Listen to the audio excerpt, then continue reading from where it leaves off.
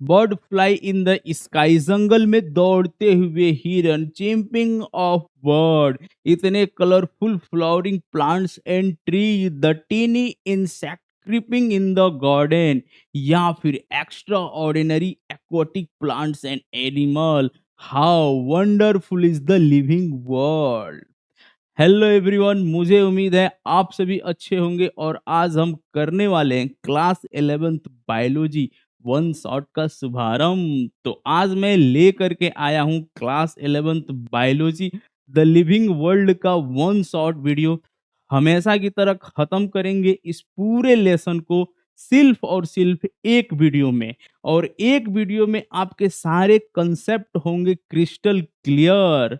तो मैं हूं Manish from toppers hub free learning platform, जहां पर हम और आप पढ़ेंगे फिजिक्स, केमिस्ट्री, बायोलॉजी, सब कुछ absolutely free only eight toppershubstudy.com। तो तैयार हैं सभी लोग? Let's get started. तो शुरुआत करेंगे द लिविंग वर्ल्ड की विथ बायोडाइवर्सिटी। बायो बोले तो लाइफ, डाइवर्सिटी बोले तो variety. The variety of living organism existing on earth is known as biodiversity. अब कभी कभी आप खुद भी हैरान होते होंगे, राइट, कि एक तरफ बहुत ही छोटे छोटे माइक्रोस्कोपिक ऑर्गेनिज्म एग्जिस्ट करते हैं, जैसे कि बैक्टीरिया, फंजाई, एटसेट्रा, और दूसरी तरफ इतने बड़े बड़े एनिमल एग्जिस्ट करते हैं, जैसे कि हम लैंड एनिमल की बात करें तो एलिफेंट, अगर हम एक्वाटिक एनिमल की बात करें तो वेल, शार्क, डॉल्फिन, बहुत सारे बड़े बड़े ऑर्गेनिज्म भी एग्जिस्ट करते हैं। समझ गए? बर्ड, इंसेक्ट, रेप्टाइल, ह्यूमन, कितनी तरह की वैरायटीज है लाइफ फॉर्म की। नाउ इंटरेस्टिंग, ये जो बायोडाइवर्सिटी है ना, ये जो वैरायटी है ना, ये अपने आप में बहुत ही ज्यादा सिग्निफिकेंट है। क्या है? बहुत ही ज्यादा सिग्निफिकेंट है। वो क्यों? वो इसलिए क्योंकि ये मेंटेन करती हैं अर्थ में इकोलॉजिकल बैलेंस को। किसको? अर्थ में इकोलॉजिकल बैलेंस को। इनफैक्ट हम कभी कभी देखते हैं कि ये सारे ऑर्गेनिज्म डायरेक्टली या इनडायरेक्टली एक दूसरे पे डिपेंड करती हैं। अब एग्जाम्पल के तौर पे इसी चीज को ले लो, जैसे कि मेरे सामने ये एक प्लांट है। ये प्लांट अपना भोजन खुद बनाता है by the process of photosynthesis. ये हम सभी को पता है कि जो प्लांट होते हैं ये अपना खाना डायरेक्टली या इनडायरेक्टली फॉर अदर ऑर्गेनिज्म के लिए बनाते हैं। जैसे कि बहुत से ऑर्गेनिज्म होते हैं, बहुत से हर्बीवोरस होते हैं जो डायरेक्ट प्लांट को खाते हैं। किसको खाते हैं? डायरेक्ट प्लांट को खाते हैं, जैसे काउज, रैबिट, डियर। तो ये सारे प्लांट्स खाते हैं। अब इन सारे ऑर्गेनिज्म को खाते हैं कुछ और ऑर्गेनिज्म, जैसे जैकल, बुलफन, उन्हें खाते हैं कुछ और ऑर्गेनिज्म, जैसे लायन या फिर टाइगर। और जब ये सारे ऑर्गेनिज्म डेड हो जाते हैं, मर जाते हैं, तो इन डेड प्लांट पे फीड करते हैं बैक्टीरिया, फंजाई जैसे ऑर्गेनिज्म। तो इसका मतलब सभी ऑर्गेनिज्म किसी न किसी फॉर्म में एक दूसरे पे डिपेंड करते हैं, और that how they maintain the ecological balance on earth. तो इसका मतलब बायोडायवर्सिटी को बचा के रखना बहुत ज्यादा जरूरी है। और एक सबसे और आसान या फिर सबसे डायरेक्ट तरीका हो सकता है टू प्रिजर्व स्पीसीज एक्सटेंशन। मैं क्या बोल दिया? मैं ये बोला to preserve species extension. Species को एक्सटेंड होने से बचाना, स्पीसीज को पकड़ के रखना, ताकि हमारे पास समय के साथ साथ और नए स्पीसीज बनती रहें, हमारी बायोडाइवर्सिटी और ज्यादा होती रहे, और ज्यादा वैरायटी ऑफ लिविंग ऑर्गेनिज्म अर्थ पे पाए जाते रहें। समझ गए? तो बच्चों, जैसे ही हमने इतने वैरायटी ऑफ लाइफ फॉर्म की बात की है, वहाँ पर एक बहुत इम्पोर्टेंट रोल प्ले करता है नामनक्लेचर। नामनक्लेचर बोले तो नामकरण। तो इतने सारे लिविंग ऑर्गेनिज्म हैं, तो इनका नाम होना ज़रूरी है। सबको एक नाम मिलना ज़रूरी है, नामांकरण होना ज़रूरी है। अब आप खुद से सोचो, मान लो आपके क्लास में टोटल 40 बच्चे हैं। हर बच्चे का एक नाम होता है। हाँ, नाम क्यों होता है? नाम से हम आइडेंटिफाई कर सकते हैं हर बच्चों को, इसीलिए उनका एक नाम होता है। बट अगर किसी भी बच्चे का कोई नाम न हो तो क्या होगा? बोलो भाई। It will be total mix हो जाएंगे, राइट? हम बच्चों को अलग अलग आइडेंटिफाई नहीं कर पाएंगे। तो ठीक उसी तरीके से लिविंग ऑर्गेनिज्म का नेमिंग भी जरूरी है। और that is exactly what we call as nomenclature. तो नॉमेनक्लेचर क्या होता है? It is the process of naming living organism such that एक पर्टिकुलर ऑर्गेनिज्म का सेम नाम हो, that is known all over the world. मतलब एक ऐसा नाम हम देते हैं उस ऑर्गेनिज्म को जो पूरे वर्ल्ड वाइड सेम हो। मतलब पूरे वर्ल्ड में वह ऑर्गेनिज्म उसी नाम से जाना जाए, भले ही उसके और भी नाम हो, इस बात से हमें कोई दिक्कत नहीं है। चलो मैं इस चीज को आपको एक एग्जांपल से समझाता हूँ, ठीक है? सपोज डेट मान लो मेरे हाथ में एक पेन है, ठीक? ये जो पेन है, इसको पेन तो ये इन इंग्लिश का लैंग्वेज हो गया, इंग्लिश में इसको हम पेन बोले, राइट? लेकिन वही हिंदी भाषा में मैं अगर पूछूं तो ये क्या है? तो ये है एक कलम। क्या बोलोगे? यह एक कलम है। अगर मैं बांग्ला भाषा में पूछूं तो शायद यह एक कालोम है। इसी को अगर मैं फ्रेंच में पूछूं तो शायद ये स्टाइलो है। तो मतलब अलग-अलग लैंग्वेज में इस पर्टिकुलर ऑब्जेक्ट को अलग-अलग नाम दिया गया है, अलग-अलग नाम है।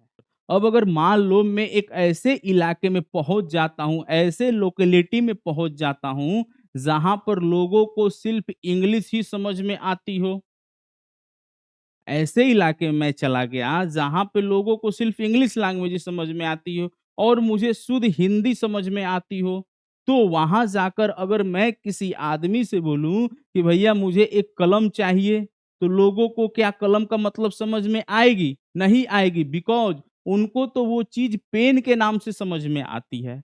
तो बोलने का यह मतलब है कि यहाँ पर जो नोमेनक्लेचर की बात अभी हम कर रहे हैं, इस नोमेनक्लेचर के अंदर हम हर एक लिविंग ऑर्गेनिज्म का एक ऐसा नाम देते हैं, एक ऐसा उसका नाम देते हैं जो यूनिवर्सली सेम हो, जो वर्ल्ड वाइड सेम हो, सब जगह पे, दैट इज लैंग्वेज एग्नोस्टिक।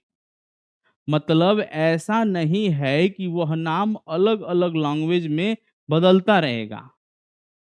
वह नाम एक ऐसा नाम होगा जो यूनिवर्सली उसी नाम से जाना जाएगा। समझे कि नहीं समझे? बोलो भाई, समझ गए? चलो एक और एग्जांपल आपको देता हूँ, ठीक है? यहाँ पर आपको क्या दिख रहा है? अगर आप हिंदी भाषी हो, तो आप बोलोगे यह एक आम है, हाँ? अगर आप इंग्लिश भाषी हो, तो आप बोलोगे यह एक मैंगो है।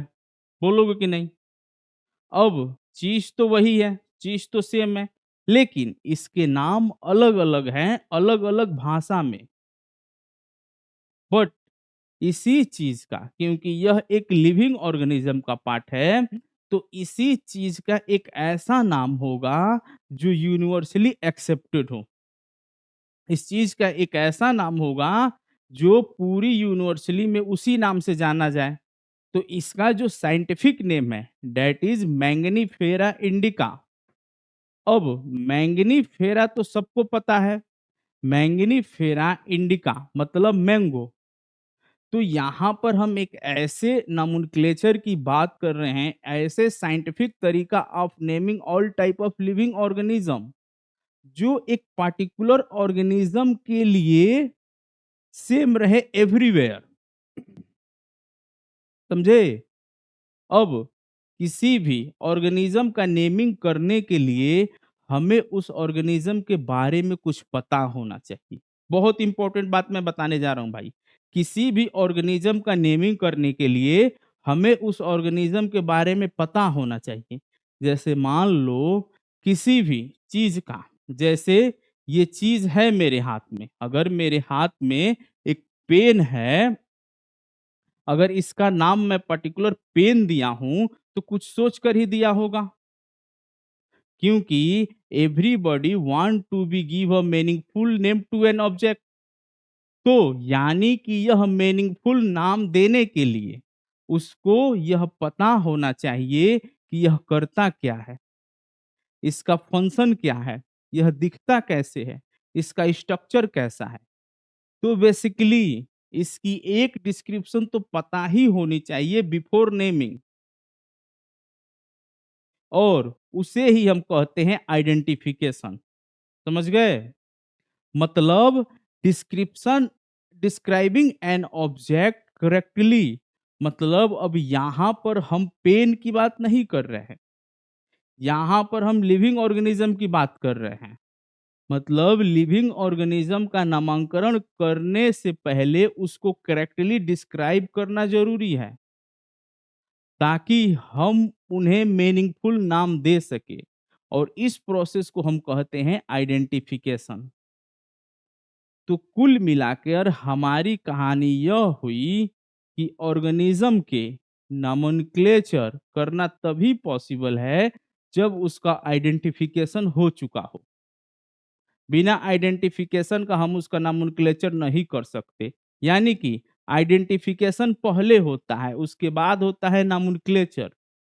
तो अब हम देखेंगे नोमेनक्लेचर के सिस्टम को थोड़ा और डिटेल में। तो यहीं पर शुरुआत होती है बाइनोमियल नोमेनक्लेचर की। बाइनोमियल, बाई बोले तो दो, मतलब ऐसे सिस्टम ऑफ नेमिंग ऑर्गेनिज्म जहां पर हर एक ऑर्गेनिज्म को एक साइंटिफिक नाम दिया जाता है, जिसको जिसके दो कंपोनेंट होते हैं, और इसी दो से यहां पर आया बाई। बाई मतलब दो, इनके नाम में ही दो कंपोनेंट होते हैं। तो ये जो बाइनोमियल नोमेनक्लेचर था, यह पहली बार डेवलप किया था कैरोलस लिनियस साहब ने। किसने? कैरोलस लिनियस साहब ने। तो इनके अंदर क्या होता है? तो यहाँ जो दो कंपोनेंट होते हैं उसे हम कहते हैं जेनेरिक नेम और स्पेसिफिक एपिथेट। बहुत ज्यादा ध्यान देना इस पे, जेनेरिक नेम और स्पेसिफिक एपिथेट। अब एक एग्जाम्पल लेते हैं।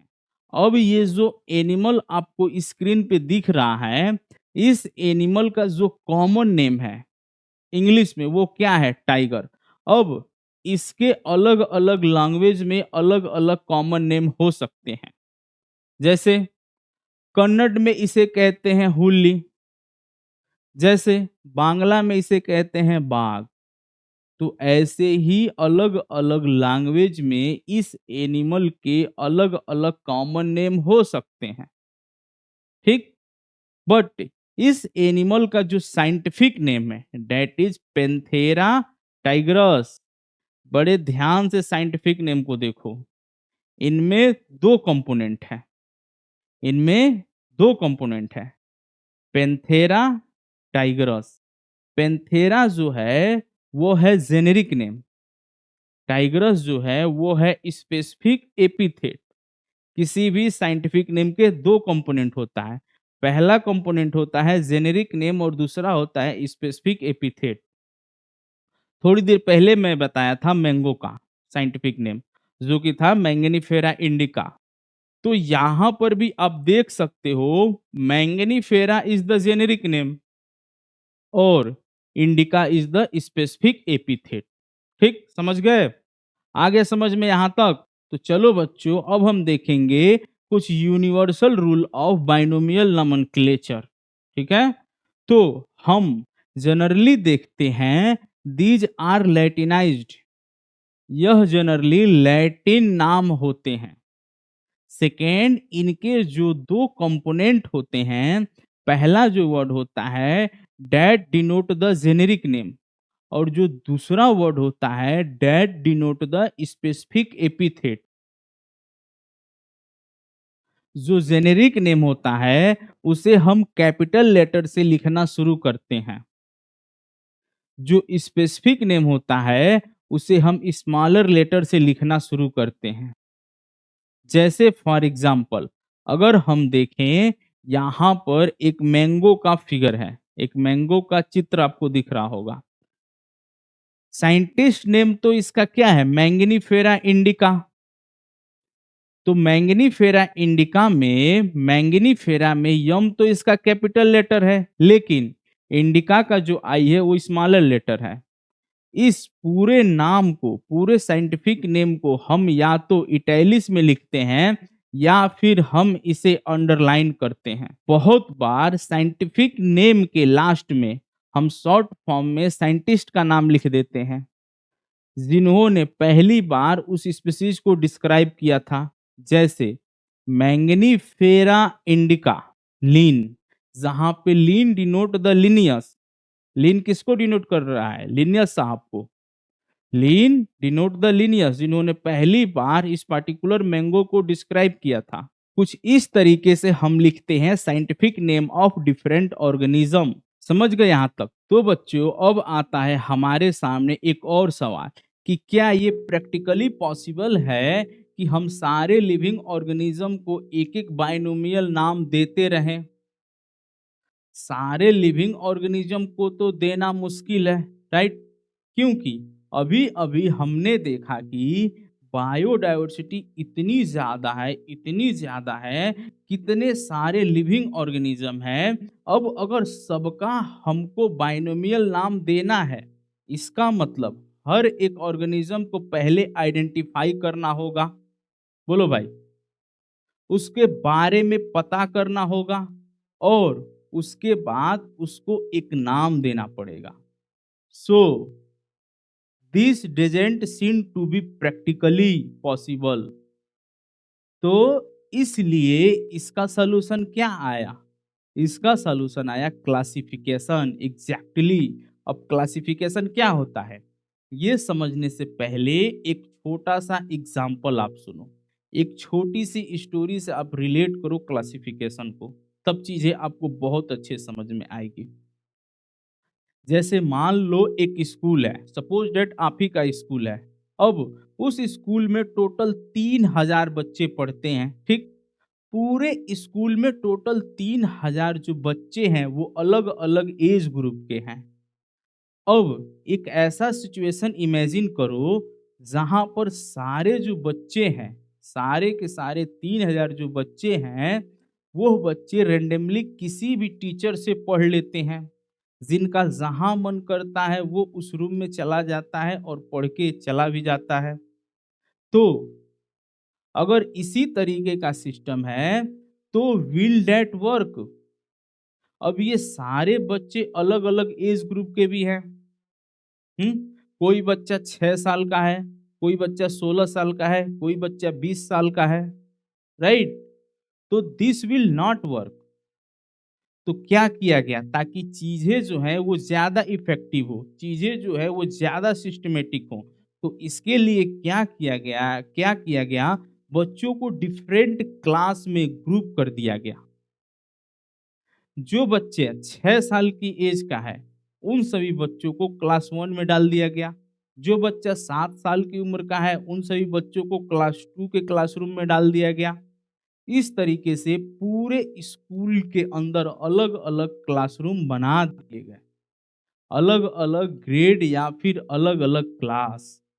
अब क्लास 1 में कुल 30 से 40 बच्चे हैं, क्लास 2 में कुल 30 से 40 बच्चे हैं। इस तरीके से वो 3000 जो बच्चे थे वो अलग अलग ग्रुप में डिवाइड कर दिए गए based on their age group. अब अगर एज ग्रुप सेम है सभी बच्चों का, तो ध्यान समझना, अब अगर एज ग्रुप सेम है सभी बच्चों का तो क्या होगा, उन बच्चों के डेवलपमेंट अगर बराबर हुआ है तो टीचर उनको सेम चीजें सिखा सकती है। करेक्ट? तो इसी तरीके से जब बच्चों को हमने ग्रुप किया तो ओवरऑल जो चीज़ें थी वो काफ़ी ज़्यादा सिस्टमैटिक हो गई, काफ़ी ज़्यादा ऑर्गेनाइज़्ड हो गई, काफ़ी ज़्यादा ईज़िली हो गई। तो कुछ ऐसे ही हम लिविंग ऑर्गेनिज़्म के साथ भी करते हैं। इंस्टेंट ऑफ नेमिंग हर एक ऑर्गेनिज़्म को हम इन ऑर्गेनिज़्म को काइंड्स ऑफ ग्रुप में डाल देते हैं। किस तरीके से हम इनकी ग्रुपिंग करते हैं, किस तरीके से हम इनकी क्लासिफिकेशन करते हैं, वही तो अभी हम सीखने वाले हैं। तो कैसे डिफाइंड कर सकते हैं हम क्लासिफिकेशन को? It is the process of grouping living organism. Living organism को अलग अलग ग्रुप में डालना based on easily observable characteristics. ठीक है, जैसे एग्जाम्पल के तौर पर अभी अभी हमने स्कूल वाला एग्जाम्पल दिया था। सिमिलर एज ग्रुप के बच्चों को हमने एक ग्रुप में डाल दिया, यानी कि एक ग्रुप में डाल दिया सिमिलरली। बहुत से अलग अलग ऑर्गेनिज्म होते हैं जिनके साथ कुछ कुछ कैरेक्टरिस्टिक्स, कुछ कुछ उनके फीचर्स को हम बहुत क्लोजली स्टडी करते हैं। जैसे ही हम उड़ने की बात करते हैं तो it is very much related to bird. जैसे ही हम तैरने की बात करते हैं it is very much related to fish. जब हम सोचने की बात करते हैं very much related to human. तो इस तरीके से अलग अलग कैरेक्टर के बेस पे जो कैरेक्टर कुछ ग्रुप कुछ ऑर्गेनिज्म के लिए है, वैसे ऑर्गेनिज्म को एक ग्रुप में डालने के इस प्रोसेस को हम कहते हैं क्लासिफिकेशन। बोलो भाई, आया कि नहीं समझ में? समझे कि नहीं क्लासिफिकेशन? बताओ। अगला सवाल घूम फिर के वहीं पर आता है कि वाई क्लासिफिकेशन। क्या क्लासिफिकेशन हमें बहुत ज्यादा हेल्प कर रहा है? क्या ऑर्गेनिज्म को ऐसे अलग अलग कैटेगरी में डालने से हमें बहुत ज्यादा मदद होगी? यहां पर लेंगे एक और एग्जाम्पल। एक स्कूल वाला एग्जाम्पल तो लिया ही था, साथ ही साथ एक और एग्जाम्पल लेते हैं जो शायद थोड़ा और आपको एक डिफरेंट एंगल दिखने में मदद करेगा। जैसे मान लो कि आप अपने नए घर में शिफ्ट हुए। सपोज डेट आपने एक नया घर लिया। अब जब आप अपने नए घर में शिफ्ट होते हो तो आपके पास होते हैं बहुत सारे सामान, आपके पास होती हैं बहुत सारी किताबें, आपके पास होते हैं बहुत सारे फर्नीचर, बहुत सारे कपड़े, बहुत सारे कॉस्मेटिक्स, बहुत सारे प्लांट्स होते हैं, टीवी, फ्रिज एटसेट्रा बहुत सारी चीजें होती हैं। अब मान लो इन सारे सामान के साथ आप अपने नए घर में गए और वहां पर जाकर ये सारा सामान डंप कर दिया। मतलब कोई भी सामान कहीं पर भी रख दिया, बस रख दिया उस नए घर में। So do you think this will make your life easy? Not easy. अब क्या होगा? बाद में आप कोई भी चीज ढूंढोगे तो मतलब you will keep running around the house, क्योंकि आपको पता नहीं होगा कि भाई प्रेशर कुकर कहाँ है, या फिर आपके कपड़े कहाँ हैं, या फिर आपकी किताबें कहाँ हैं। और एक बेटर तरीका क्या हो सकता है क्लासिफिकेशन का? एक बेटर तरीका क्या हो सकता है क्लासिफिकेशन का? जहां पर आप इन चीजों को अलग अलग कैटेगरीज में ग्रुप कर लो और उनको अलग अलग जगह पे अरेंज कर दो। आई बात समझ में? फॉर एग्जाम्पल, जितनी भी किताबें, copy, stationery item, pen, pencil वगैरह इस तरह की जो चीजें हैं, सबको अपने स्टडी रूम में डाल दिया। इनफैक्ट वहां पर भी फर्दर ऑर्गेनाइज करने के लिए स्टेशनरी आइटम को एक तरफ रख दिया। बोलो भाई, किताबों को एक तरफ रख दिया। किताबों में भी फिजिक्स की किताबों को एक जगह रख दिया, केमिस्ट्री की किताबों को एक जगह रख दिया, बायोलॉजी की किताबों को एक जगह रख दिया।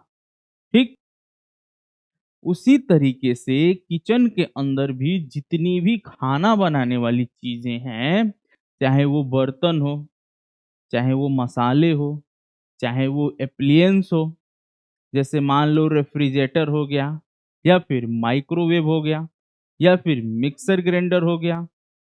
इस तरह की चीज़ें किचन में रख दिया, उसको भी फर्दर कैटेगराइज़ कर दिया, हाँ? जो सामान जहाँ पर है, एक-एक सेक्शन बना दिया, हर तरह के सामान का। अब इस तरीके से क्या हो जाएगा? बोलो, आपकी लाइफ सुपर सिंपल हो जाएगी। अब अगर आपको कोई एक सामान ढूँढना है, अगर आपको मिक्सर ग्राइंडर चाहिए, तो you know where exactly you will be. Mixer grinder को यूज़ करने के लिए you will not enter your bathroom, क्या? योर बेडरूम या डाइनिंग रूम। मिक्सर ग्राइंडर को यूज़ करने के लिए आप कहाँ एंट्री करोगे? अपने किचन रूम में। तो इस तरीके से क्लासिफाई जब हम कर देते हैं चीज़ों को into group based on their characteristics, कि उनके फंक्शन क्या है। जैसे किचन में हम सारी वैसे सामान रख रहे हैं जो खाना बनाने में हेल्प करते हैं। स्टडी रूम में हम सारे वैसे सामान रख रहे हैं जो हमें पढ़ने में मदद करते हैं, राइट? तो बेस्ड ऑन देयर कैरेक्टरिस्टिक्स जब हम चीज़ों को क्लासिफाई कर देते हैं, तो हमारे लिए चीज़ें बड़ी ही सिंपल हो जाती हैं। तो हमारे लिए इट इज़ ऑल अबाउट, हमें चाहे कुछ भी चाहिए हो, हमें कहाँ ढूँढना रहेगा? या तो किचन में, या तो बेडरूम में, या तो हॉल में, या तो स्टडी रूम में। तो ऐसे हमारे पास 2-3 ऑप्शन हो जाते हैं, 2-3 जगह हो जाएँगे बेस्ड ऑन कि हम क्या ढूँढना चाह रहे हैं। Just go to that section and look for the item, right? तो लाइफ हो जाती है सुपर सिंपल, ठीक? इसी तरीके से यहाँ भी जब हम ऑर्गेनिज्म को क्लासिफाई करेंगे, तो हमारी लाइफ काफ़ी सिंपल हो जाने वाली है। तो बच्चों, अभी तक हमने जो भी एग्ज़ाम्पल और स्टोरीज़ डिस्कशन की हैं, उससे हमें क्या पता लगता है कि क्लासिफ़िकेशन जो है, वो हमें कई तरीके से मदद करता है। जैसे कि देखो, इतने सारे लिविंग ऑर्गेनिज्म को इंडिविजुअली डिटेल में स्टडी करना तो पॉसिबल नहीं है। लेकिन क्लासिफिकेशन की हेल्प से हमें बहुत सारे वैराइटीज ऑफ लाइफ फॉर्म के बारे में काफ़ी कुछ जानने को मिल जाता है। तो यानी कि बहुत सारे इतने वैराइटीज ऑफ लाइफ की जो स्टडी है वो इजी हो जाती है with the help of classification. इतना ही नहीं, यह डिफरेंट ऑर्गेनिज्म के बीच में इवोल्यूशनरी रिलेशनशिप के बारे में भी हमें काफी कुछ इंफॉर्मेशन दे जाता है।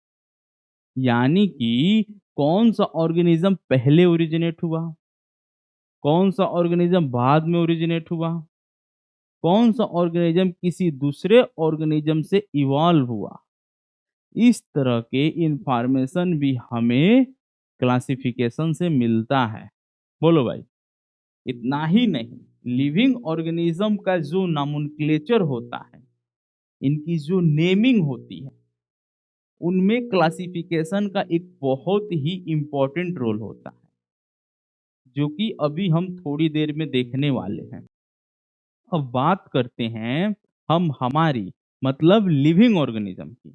जैसे अगर मैं अपने आप को अपने किसी फ्रेंड से कंपेयर करूं, लाइक ह्यूमन से कंपेयर करूं, तो आप देखोगे कि सिमिलरिटी काफी ज्यादा बढ़ जाएगी।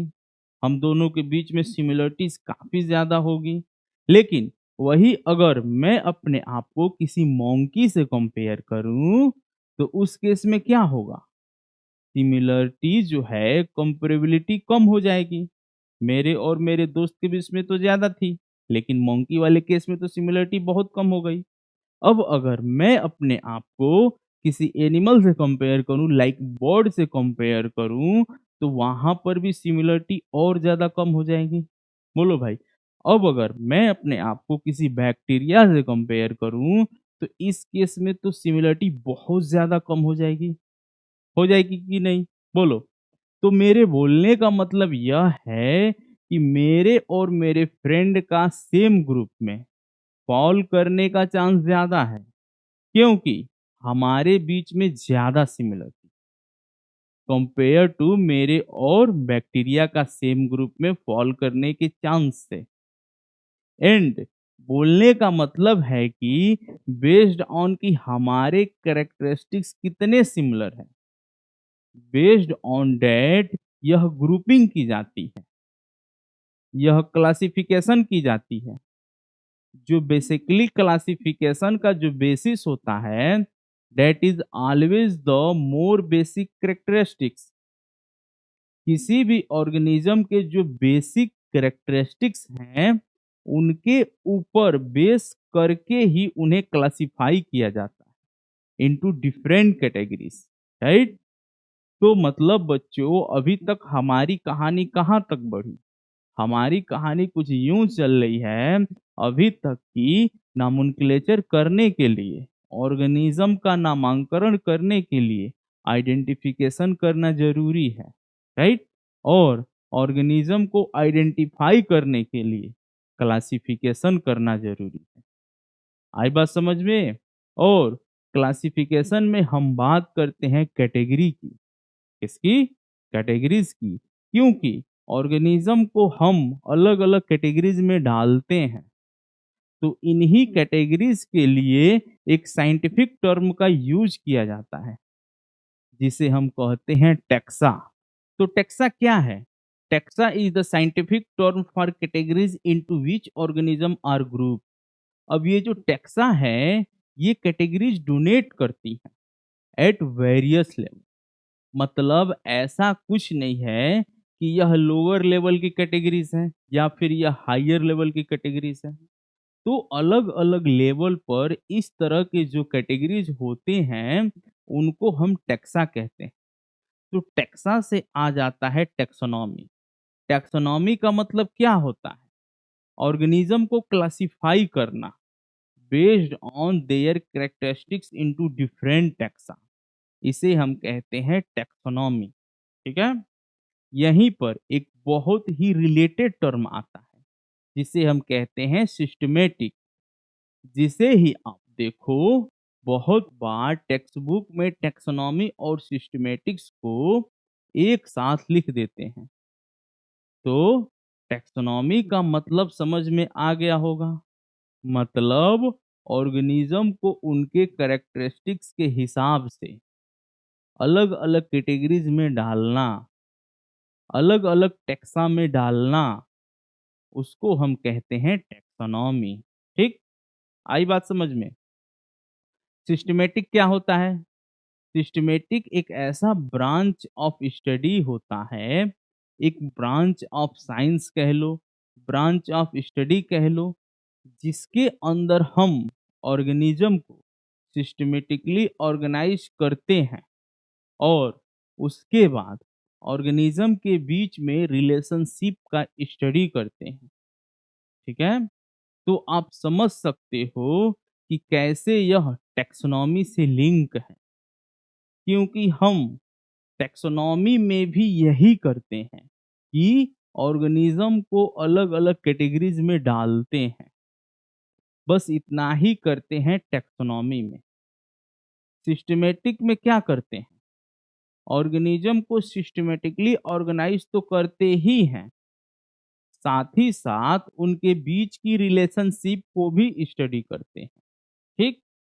तो बच्चों, अभी अभी हमने क्या देखा कि ये जो कैटेगरीज होती हैं, ऑर्गेनिज्म को जो हम एक कैटेगरीज में डालते हैं, इन कैटेगरीज को हम कहते हैं टैक्सा। क्या कहते हैं? टैक्सा। टैक्सा बेसिकली एक प्लूरल वर्ड है। कौन सा वर्ड है? प्लूरल वर्ड है। इसका सिंगुलर होता है टैक्सॉन। तो टैक्सॉन क्या है? टैक्सॉन हम एक टैक्सोनॉमिक कैटेगरीज को कहते हैं, एक कैटेगरीज को टैक्सॉन कहते हैं। यह टर्म याद रखना बहुत ही इंपॉर्टेंट है। अब ऐसे बहुत सारी कैटेगरीज होती हैं एट डिफरेंट लेवल। जैसे एक बहुत हायर लेवल कैटेगरीज होती है, लोअर लेवल कैटेगरीज होती है, ऐसे बहुत सारे कैटेगरीज होती हैं और यह सारी कैटेगरीज ऑल टुगेदर कंस्टिट्यूट करती हैं एक टैक्सोनॉमिक हायरार्की। क्या? एक टैक्सोनॉमिक हायरार्की। हायरार्की समझते हो? जैसे मान लो किसी ऑर्गेनिज्म के हायरार्की की बात करते हैं, लाइक कुछ 20 स्टॉप हैं जो रिपोर्ट करते हैं कुछ 4 मैनेजर को। अब यह 4 मैनेजर जो हैं यह रिपोर्ट करते हैं कुछ 2 प्रोग्राम मैनेजर को। बोलो भाई। और यह 2 प्रोग्राम मैनेजर जो हैं यह रिपोर्ट करते हैं उस कंपनी के फाउंडर को। तो ये क्या हो गया? यह एक हायरार्की हो गया, राइट? तो हाईएस्ट लेवल हो गया जो फाउंडर है और ये जो 20 स्टाफ हैं ये हो गए लोएस्ट लेवल। तो ये हायरार्की के डिफरेंट लेवल हैं। ठीक उसी तरीके से टैक्सोनॉमिक हायरार्की में भी डिफरेंट कैटेगरीज के लेवल होते हैं जिसे हम कहते हैं टैक्सा, जिनका सिंगुलर है टैक्सॉन। और ये सारे टैक्सोनॉमिक कैटेगरीज या फिर ये सारे टैक्सा ऑल टुगेदर कंस्टिट्यूट करते हैं एक टैक्सा नामक हायरार्की। यहां तक समझ में आई बात? बोलो। अब लेते हैं एक एग्जांपल। सपोज दैट एक बटरफ्लाई है, ठीक? अब ये जो बटरफ्लाई है यह तो एक इंसेक्ट है। अब इंसेक्ट तो बहुत सारे हैं, बटरफ्लाई एक इकलौता इंसेक्ट तो होता नहीं है, और भी ऐसे बहुत सारे इंसेक्ट हैं। तो बटरफ्लाई को हमने इंसेक्ट कैटेगरीज में डाल दिया। किसमें डाल दिया? इंसेक्ट कैटेगरीज में डाल दिया। अब ऐसे ही और भी बहुत सारे कैटेगरीज होंगे इंसेक्ट की तरह जिनमें कुछ सिमिलरिटी होगा। आई बात समझ में? तो ऐसे सिमिलर कैटेगरीज को हमने डाल दिया अंडर आर्थ्रोपोड्स। ठीक? अब इसी तरीके के और भी कैटेगरीज होंगे जिनमें कुछ सिमिलरिटी होगा। ऐसे और भी क्लास ऑफ ऑर्गेनिज्म होंगे, उनको हमने डाल दिया अंडर एनिमेलिया। तो एनिमिलिया जो है ये वो कंपनी के फाउंडर के जैसा हो गया। एनिमिलिया जो है ये हाईएस्ट लेवल है। एनिमिलिया के अंडर है आर्थ्रोपोड्स, उसके अंडर है इंसेक्ट, उसके अंदर है बटरफ्लाई। ठीक? यह बस एक रफ एग्जांपल है। आई बात समझ में? आगे चल के एक्चुअली हम देखेंगे कि कैसे होते हैं टैक्सोनॉमिक हायरार्की। तो चलो अब हम देखते हैं हायरार्कियल क्लासिफिकेशन। ये जो टैक्सोनॉमिक हायरार्की है इसमें कौन कौन से लेवल होते हैं? तो सबसे टॉप पे होता है किंगडम। अब किंगडम तो राजा है भाई, हमेशा टॉप पे ही होगा। तो सबसे हाईएस्ट लेवल होता है इस हायरार्की का किंगडम। किंगडम के बाद आता है फाइलम, उसके बाद आता है class, order, family, genus, species. ठीक? तो इस तरीके से ऊपर से नीचे तक के अलग अलग तरह के लेवल आते हैं। तो यह हर एक लेवल क्या है? आप बताओ मुझे। हर एक लेवल क्या है? टैक्सोनॉमिक कैटेगरी है। क्या है? टैक्सोनॉमिक कैटेगरी है। हर एक लेवल एक टैक्सॉन है और ये सारे लेवल मिलके बनाती हैं टैक्सोनॉमिक हायरार्की। ठीक? ये सारे बात समझ में आई? ठीक। अब जब हम क्लासिफिकेशन को देखते हैं तो समझ में आता है कि जो किंगडम है it is the highest level of classification. जैसे कि कंपनी का सीईओ।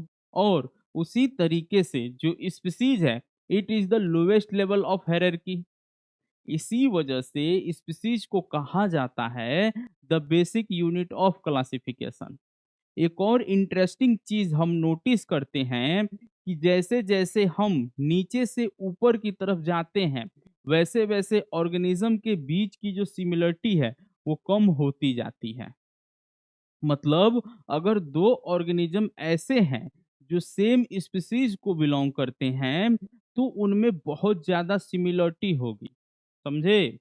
कंपेयर टू दो ऐसे ऑर्गेनिज्म जो सेम ऑर्डर को बिलोंग करते हो या फिर दो ऐसे ऑर्गेनिज्म जो सेम फाइलम को बिलोंग करते हो। आई बात समझ में? मतलब जैसे जैसे हम ऊपर की तरफ जाओगे वैसे वैसे ऑर्गेनिज्म के बीच की जो सिमिलरिटी है वो कम होती जाएगी।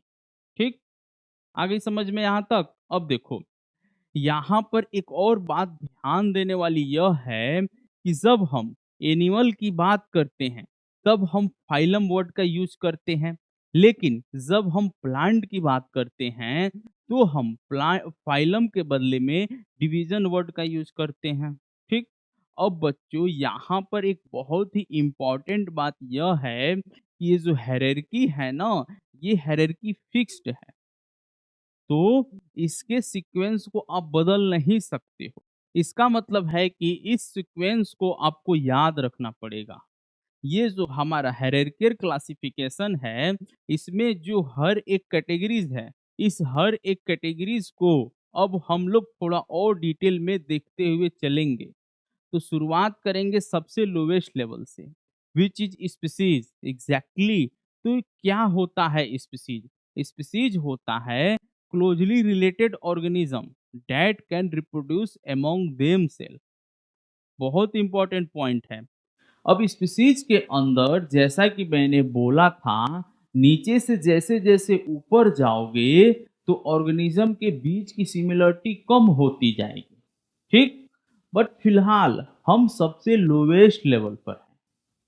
तो एक स्पीसीज के अंदर जो ऑर्गेनिज्म होते हैं वो सारे ऑर्गेनिज्म एक दूसरे से काफी क्लोजली रिजेंबल करते हैं। क्या करते हैं? काफी क्लोजली रिजेंबल करते हैं। इनकी सिमिलरिटी काफी ज्यादा होती है। इनफैक्ट इतनी ज्यादा होती है कि that they can reproduce among each other to produce offspring. मतलब ये बच्चे को जन्म दे सकते हैं। एग्जाम्पल के तौर पर अगर हम ह्यूमन बीइंग की बात करें तो सारे ह्यूमन बीइंग जो हैं वह एक दूसरे से काफी सिमिलर है compare to any other organism, right? मतलब एक ह्यूमन को आप किसी भी अदर ऑर्गेनाइजेशन से, चाहे आप कैट से कंपेयर करो, बोलो भाई, चाहे आप डॉग से कंपेयर करो, हाँ, एक बर्ड से कंपेयर करके देख लो, या फिर एक बटरफ्लाई से कंपेयर करके देखो, किसी से भी कंपेयर करो तो एक ह्यूमन एक दूसरे ह्यूमन से ही ज्यादा सिमिलर है। तो ये सारे जो ह्यूमन बींग्स हैं यह एक स्पीसीज को बिलोंग करते हैं। सिमिलरली अगर हम कैट की बात करें तो ये सारे कैट जो हैं यह एक स्पीसीज को बिलोंग करते हैं। आई बात समझ में? बोलो। और यह एक स्पीसीज को बिलोंग करते हैं, इसका मतलब ही है, मतलब स्पीसीज का जो मेन नाम है वो बोलते हैं ना आइडेंटिफिकेशन फैक्टर। मतलब कौन सी चीज है जो बताती है कि यह ऑर्गेनिज्म दोनों सेम चीज के हैं। बोलो भाई। वह यह है, they should be able to reproduce among each other. ठीक, अब यह जो स्पीसीज का जो वर्ड है इसे एक और चीज से लिंक करता हूं। थोड़ी देर पहले जब हम नॉमेनक्लेचर की बात कर रहे थे, हम बाइनोमियल नॉमेनक्लेचर में साइंटिफिक नेम की बात कर रहे थे, उसमें दो कंपोनेंट होते थे, जेनेरिक नेम और स्पेसिफिक एपिथेट। बोलो भाई, होते थे कि नहीं? अभी तो पढ़ के आए हैं।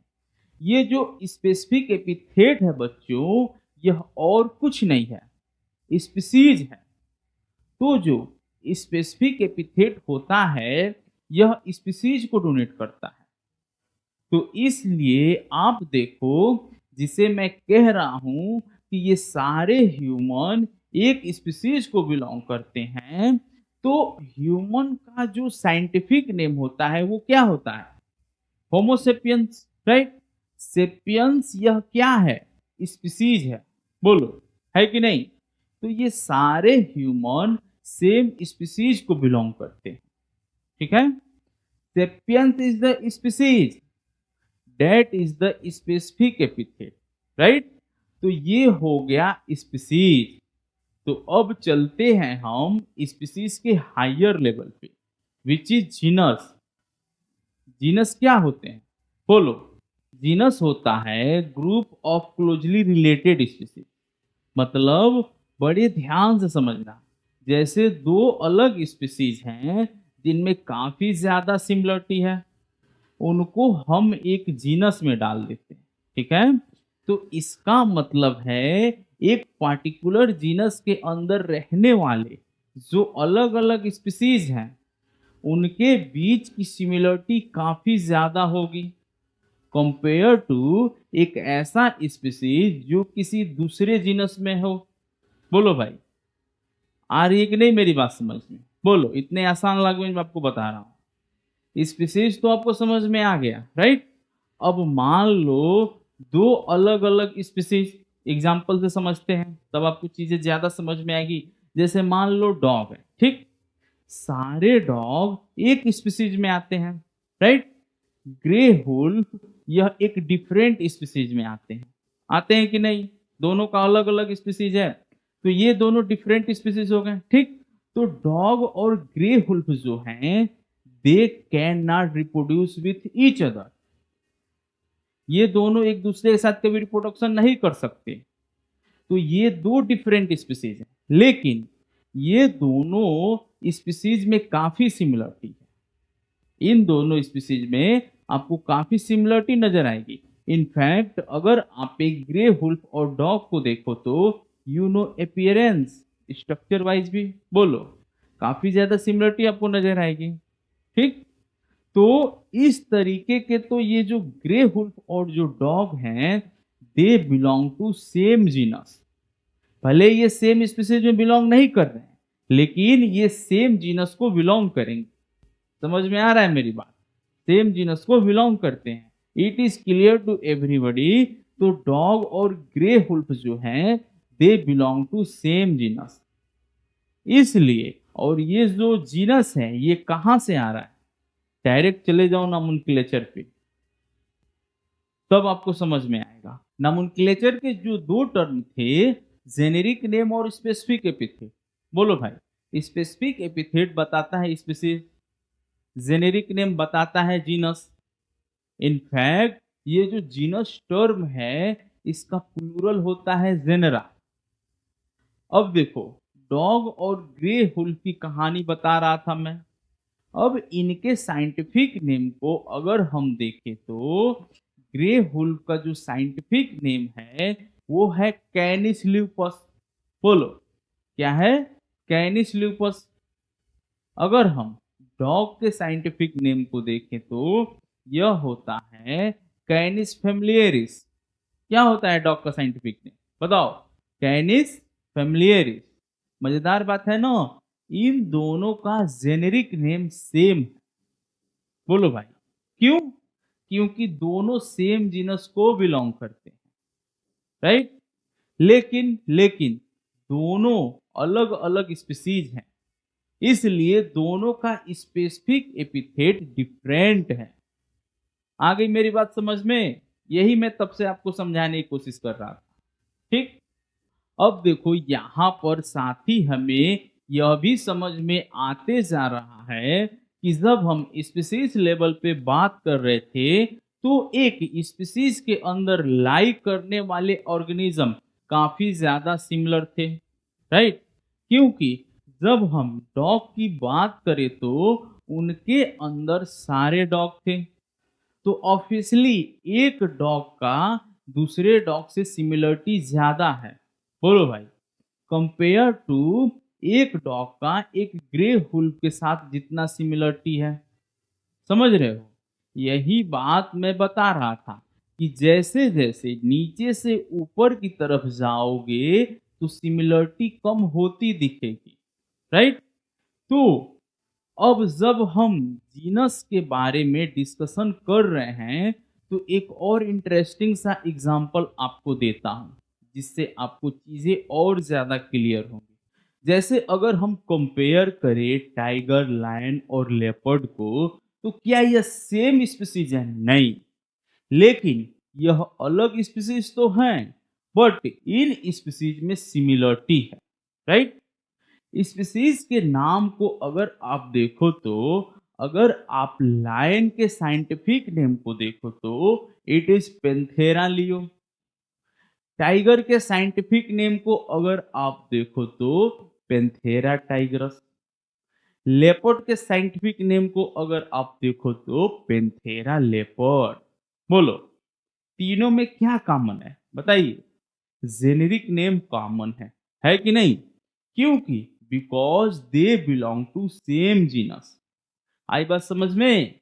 लेकिन तीनों का जो स्पेसिफिक एपिथेट है वह अलग है बच्चों, क्योंकि because they belong to different species.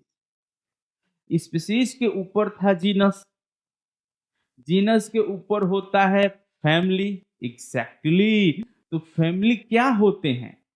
Closely related genera, यानी कि ऐसे जो जीनस जो आपस में क्लोजली रिलेटेड है, बट सिमिलरिटीज उतनी ज्यादा नहीं होंगी जितनी स्पीसीज या जीनस में थी। बोलिए, क्योंकि जैसे जैसे ऊपर जा रहे हैं सिमिलरिटीज कम हो रही है।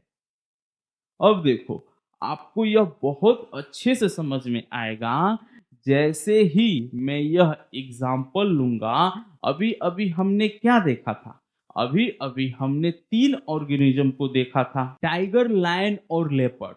और हमने क्या देखा था? यह तीनों डिफरेंट स्पीसीज, लेकिन तीनों सेम जीनस को बिलोंग करते हैं, राइट? इसलिए सबके जेनेरिक नेम में क्या था? पेंथेरा। अब अगर हम इन एनिमल को कंपेयर करें विथ द कैट, कैट थोड़ी देर के लिए सोच के देखो, कैट का जो एपियरेंस है वह एक टाइगर के एपियरेंस से या फिर लेपर्ड के एपियरेंस से काफी सिमिलर होता है। बोलो भाई, होता है कि नहीं? Just that they are similar in size. मतलब कैट को एक तरीके से आप एक मिनिएचर वर्जन कह सकते हो टाइगर या फिर लेपर्ड का, ठीक? लेकिन कैट जो है यह डिफरेंट स्पीसीज है।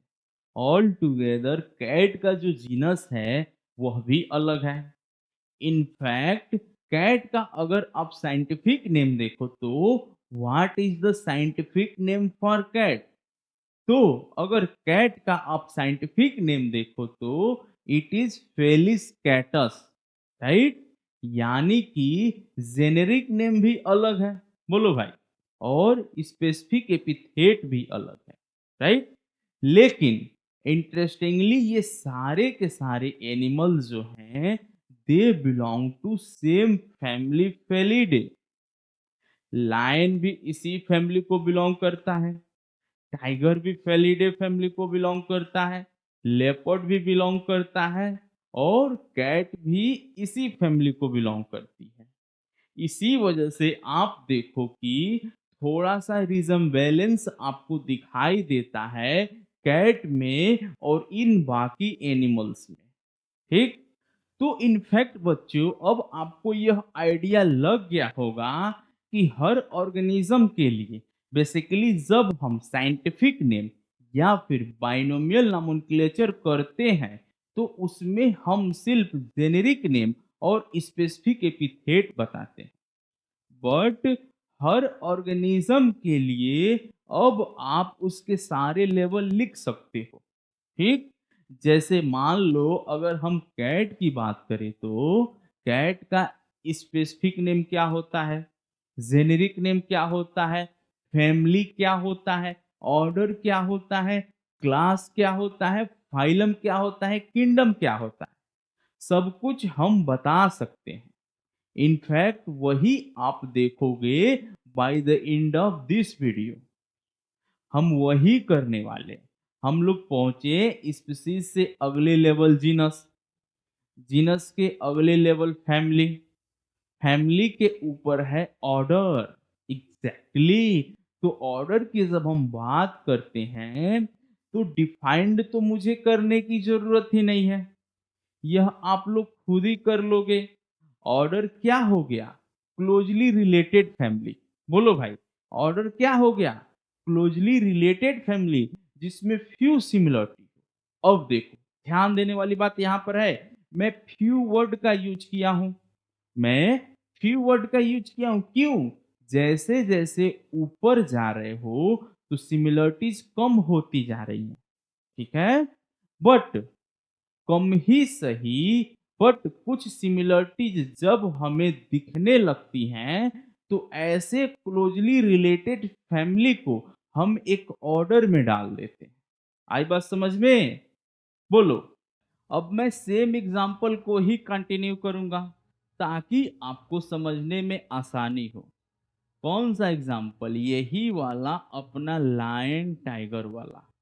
तो लायन टाइगर लेपर्ड और कैट ये सारे सेम फैमिली को बिलोंग कर रहे थे, है ना? कौन सा फैमिली था बताइए? फेलिडे फैमिली, ठीक। अब अगर इन सारे एनिमल के साथ मैं कंपेयर करूं एक डॉग को, तो डॉग दूसरी फैमिली को बिलोंग करता है। बोलो भाई, करता है कि नहीं? डॉग बिलोंग करता है कौन सी फैमिली को बताओ? कैनिडे फैमिली, ठीक। लेकिन अगर हम इनकी ईटिंग हैबिट की बात करें तो डॉग क्या है बताइए? डॉग फ्लैश खाता है और ये सारे एनिमल भी फ्लैश खाते हैं। तो ये सारे के सारे एनिमल में यह एक कॉमन चीज हो गई, that they are all flesh eating. आ रही है कि नहीं बात समझ में? तो बेस्ड ऑन डेट सिमिलरली हम लोग इन सबको सेम ऑर्डर में डाल देंगे, विच इज कॉर्निवोरा। तो यह सारे के सारे जो हैं कॉर्निवोरा है। तो इसलिए यह सारे के सारे सेम ऑर्डर में, ठीक है।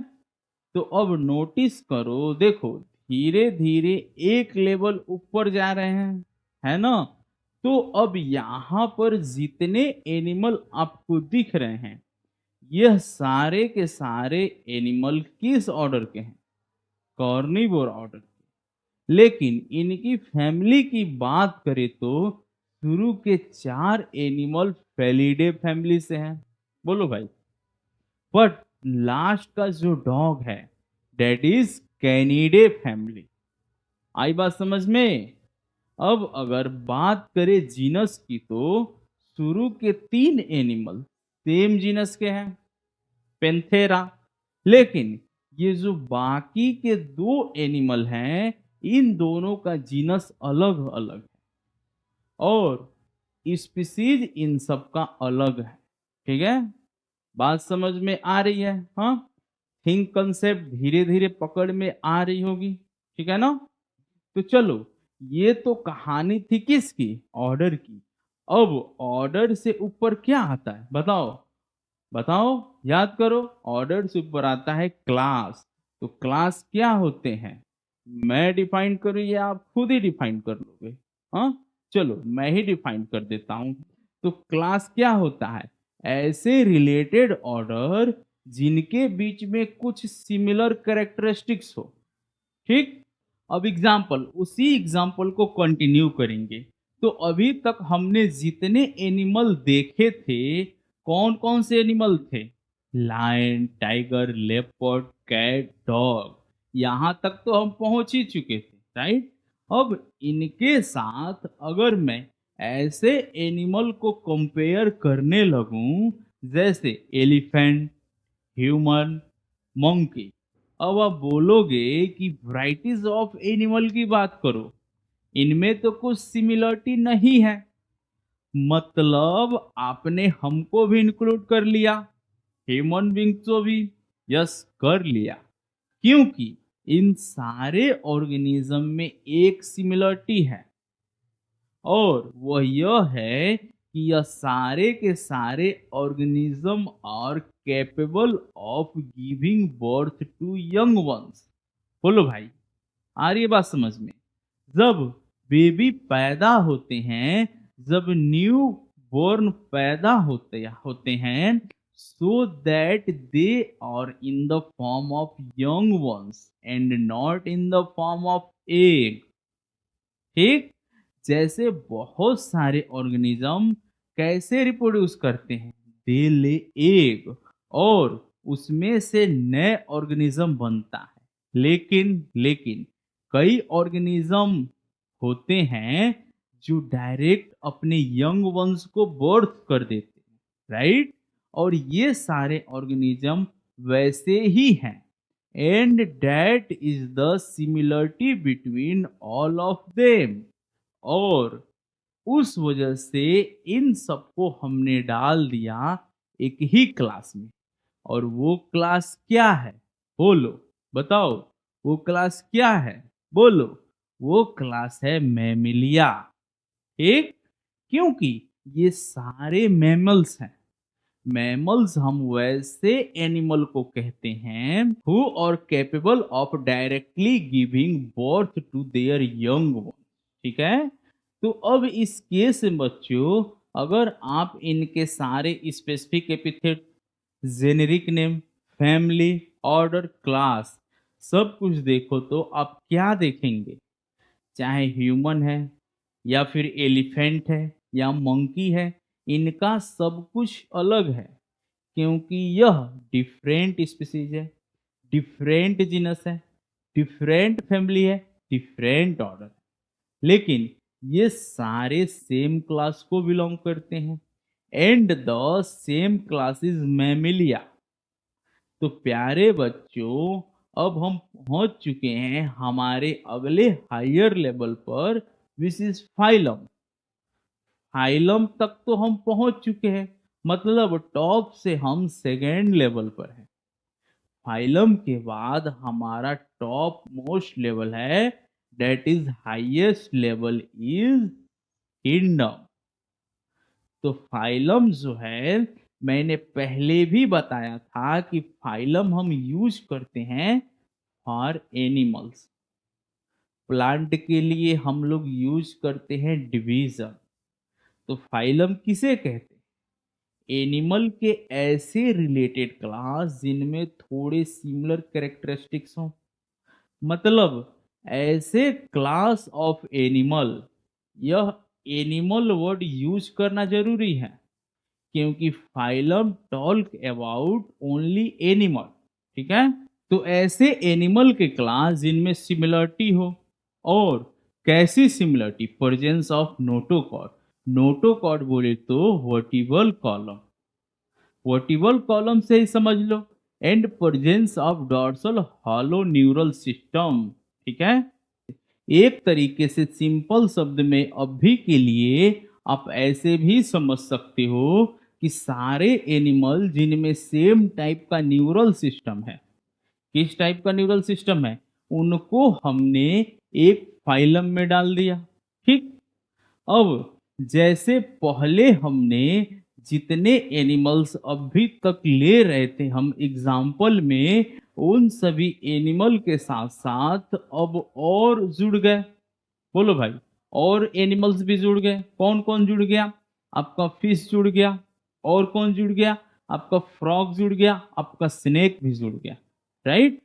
हालांकि ये सारे मैमल्स नहीं है जिनको हमने अभी जोड़ा है, या मैमल्स नहीं है, लेकिन इन सभी में भी द प्रेजेंस ऑफ नोटोकॉर्ड या फिर the presence of hollow dorsal neural system है।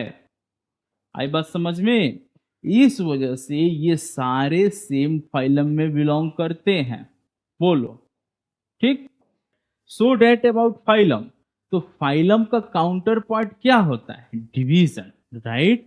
तो डिवीजन को कैसे डिफाइन करेंगे हम? Group of related class of plant with similar character. ठीक है? यहां पर एग्जाम्पल लेते हैं रोज और स्वीट पोटैटो का। अब देख के ही आपको पता चल रहा है कि ये दोनों डिफरेंट स्पीसीज है, different genus, class, order, family सब अलग है, राइट? लेकिन यह दोनों सेम डिवीजन को बिलोंग करते हैं, क्योंकि यह दोनों ही फ्लावर प्लांट हैं। दोनों में ही फ्लावरिंग होती है, फ्लावर आते हैं। ठीक है?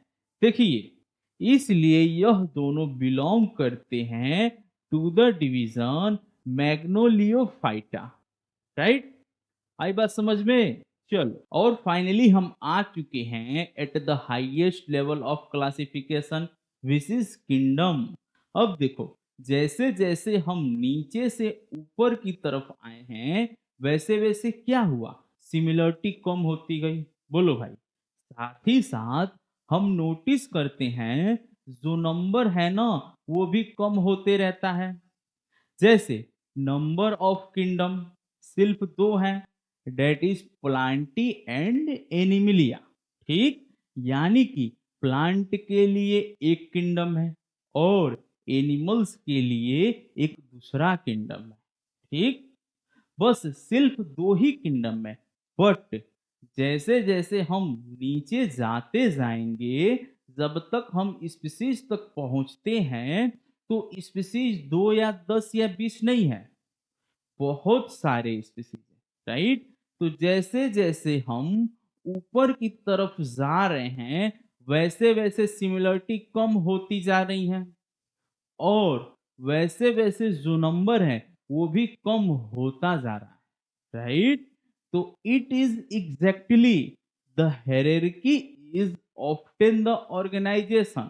जैसे मैं बता रहा था, अगर उस पूरे कंपनी में 20 स्टॉक हैं, तो ऊपर जाते जाते हैं उस कंपनी के 50 स्टॉक नहीं होते हैं।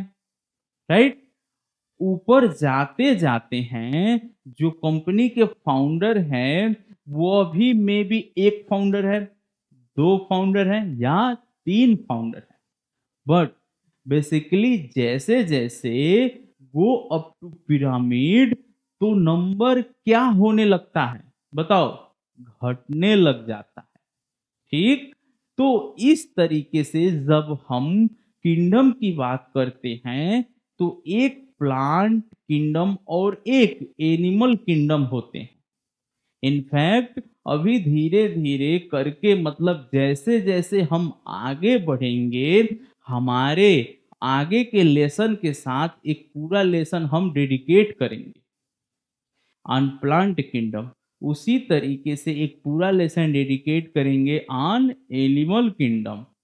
और उसके अंदर के जो अलग अलग फाइला है, उसके बारे में हम पढ़ेंगे, उनके कैरेक्टर को पढ़ेंगे। तो इस तरीके से हमारी स्टडी अभी कंटिन्यू रहेगी। ठीक, आगे बात समझ में, चलो अब आगे देखते हैं। इसके आगे हम देखेंगे बाइनोमियल नोमेनक्लेचर। तो प्यारे बच्चों, हम आ चुके हैं ऑलमोस्ट इस चैप्टर के एंड तक, और इस पूरे चैप्टर में हमने जो जो सबसे इम्पोर्टेंट चीज हमने पढ़ी, इनफैक्ट जिस चीज में हमने सबसे ज्यादा टाइम स्पेंड किया, वो क्या था, नोमेनक्लेचर। यस, बाइनोमियल नोमेनक्लेचर हमने देखा था। इसके अलावा और क्या देखा हमने, हमने टैक्सोनॉमिक हायरार्की देखी। राइट, तो टैक्सोनॉमिक हायरार्की जैसे ही हम देखते हैं, तो वो हायरार्कियल क्लासिफिकेशन जब हम पढ़ते हैं, तो हम यह नोटिस करते हैं कि हर एक लिविंग ऑर्गेनिज्म का स्पेसिफिक हायरार्की होता है। बोलो भाई। तो यहाँ पर कुछ ऐसे ही जो इम्पोर्टेंट ऑर्गेनिज्म है हमारे आसपास, उनका जो हायरार्की है, उनको हमने लिख रखा है। ठीक है, बाइनोमियल नोमेनक्लेचर तो लिखा ही है, साथ ही साथ उनका class, order, family, phylum, kingdom, सब कुछ हमने लिख रखा है। Now these are quite important. ऐसे तो सिर्फ हमने ही नहीं, यहाँ पर तो मैंने कुछ 6-7 एग्जाम्पल दिए हैं, बट वैसे आप देखो तो कोई भी एडवांस बायो के बुक में आपको ढेर सारे एग्जाम्पल मिल जाएंगे। इनफैक्ट अगर आप कोई कॉम्पिटिटिव एग्जाम की तैयारी कर रहे हो, तो वहां पर शायद यह बहुत इम्पोर्टेंट और बहुत यूजफुल हो। बट आपके बोर्ड की तैयारी के लेवल पे, या फिर आपके 11th की तैयारी के लेवल पर, एटलीस्ट 2-4 चीजों का तो साइंटिफिक नेम आपको पता होनी ही चाहिए। इतना तो बनता ही है। जब हमने यह पूरा लेसन पढ़ा है, तो शुरुआत कर रहे हैं हम ह्यूमन बीइंग के साथ। ह्यूमन बीइंग जिनका बाइनोमियल नेम यानी कि साइंटिफिक नेम क्या होता है, होमोसेपियंस। मैंने पहले ही बताया था, होमो क्या है, होमो इज द जीनस, सेपियंस क्या है, सेपियंस इज द स्पीसीज। ठीक है। अब अगर हम फैमिली, ऑर्डर और क्लास की बात करें तो फैमिली है होमिनिडाई, ऑर्डर की बात करें तो प्राइमेटा, क्लास की बात करें तो मैमेलिया, फाइलम की अगर बात करें तो कॉर्डेटा, और किंगडम की अगर बात करें तो एनिमिलिया। ठीक है। फाइलम आपको याद आ रहा होगा, फाइलम को हमने किस बेसिस पर किया था? सब में नोटोकॉर्ड का प्रेजेंस हो, नोटोकॉर्ड का प्रेजेंस जिसमें है उसको हम किस फाइलम में डालते हैं बताओ? नोटोकॉर्ड का जिसमें प्रेजेंट हो उसको हम किस फाइलम में डालते हैं? अभी तो थोड़ी देर पहले मैं आपको बताया, बताओ किस में डालते हैं? कॉर्डेटा में। इसलिए देखो यहाँ पर मैंने जो इतनी सारी एग्जाम्पल ली हैं इसमें काफी सारे कॉर्डेटा फाइलम को बिलोंग करते हैं, क्योंकि वो एग्जाम्पल क्या है? Dog, cat, lion, right. तो ये सारे सेम फाइलम को बिलोंग करते हैं। इन सब में नोटोकॉर्ड है, ठीक। इन सब का न्यूरल सिस्टम थोड़ा सिमिलर है, जिसकी वजह से ये सारे कॉर्डेटा को बिलोंग करते हैं, राइट। और एनिमिलिया को भी ये सारे के सारे बिलोंग करते हैं। इनफैक्ट हाउस फ्लाई भी जो है वो भी एनिमिलिया को बिलोंग करता है, क्योंकि ये सारे एनिमल्स कैटेगरी में आते हैं।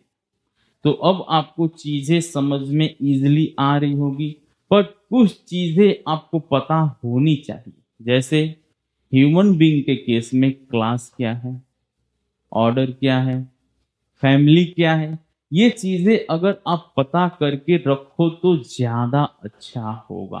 ठीक है। अब अगर हम इसी तरीके से हम डॉग की बात करें तो डॉग का बाइनोमियल नेम होता है कैनिस फैमिलियरिस। कैनिस इसका जीनस है, फैमिलियरिस इसका स्पीसीज है। ठीक है।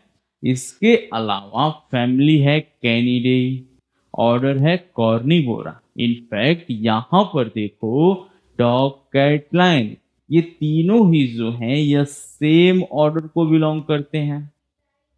इसका एग्जाम्पल भी मैंने बताया था। हाँ, क्लास की बात करें तो ये सब मैमिलिया है। इनफैक्ट यह देखो human being, cat, dog, lion सब के सब मैमिलिया है, क्योंकि ये सारे के सारे यंग वंस को बर्थ देते हैं, यंग वंस को जन्म देते हैं। ठीक। और फाइलम जैसा कि मैंने बताया सब के सब कॉर्डेटा हैं, सब के सब एनिमिलिया किंगडम को बिलोंग करते हैं। ठीक है। तो अब इसी तरीके से कैट, लायन ये तो आप कर लोगे, कैट का फेलिस कैटस, लायन का पेंथेरा लियो, तो जीनस, स्पीसीज, ये सारी चीजें आप यहां से देख के प्रैक्टिस कर सकते हो। इसके बाद आता है हाउस फ्लाई। हाउस फ्लाई की अगर हम बात करें तो बाइनोमियल होता है मुस्का डोमेस्टिका, जहां पर मुस्का जो है that is genus, domestica is the species. Family की बात करें तो इट इज मुसेडेई। ठीक है। ऑर्डर की बात करें तो डिप्टेरा, क्लास की बात करें तो इंसेक्टा, यह इंसेक्टा क्लास में बिलोंग करते हैं। ठीक है।